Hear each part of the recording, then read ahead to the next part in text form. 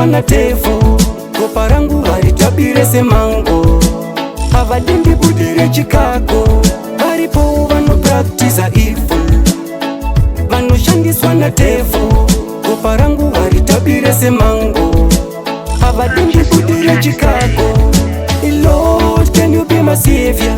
Pandinofamba ini ndinoda fyeva, ndiri mutadzi ndavakuda kuplita, ndavakudawo ini zvandatasika. Ndamukarungwa nani ndauna kune dova, zvakawanda zvandinoda kusova, zviripo hopo zvandinoda kupruva. Pakati pevavengi haushaya nokulavha, varipo vanopraktiza evil.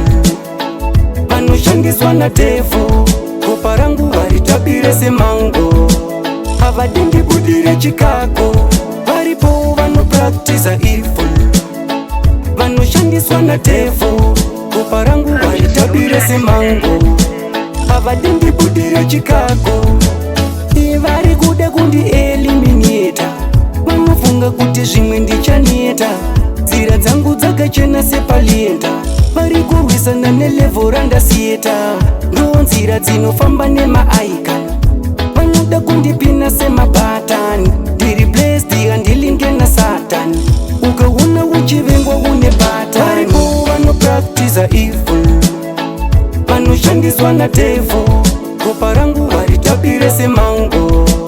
Havadi ndibudire chikako, varipo vanopraktiza evil. Vanoshandiswa natefu, ropa rangu haritabire semango. Havadi ndibudire chikako. Lord, can you be my savior?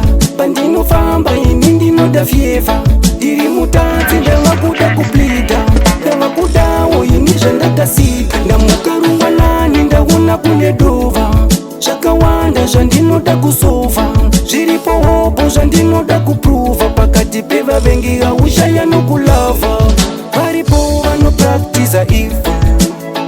Vanoshandiswa natefu, ropa rangu haritabire semango.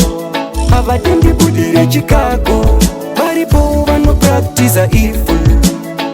Vanoshandiswa natefu, ropa rangu haritabire semango.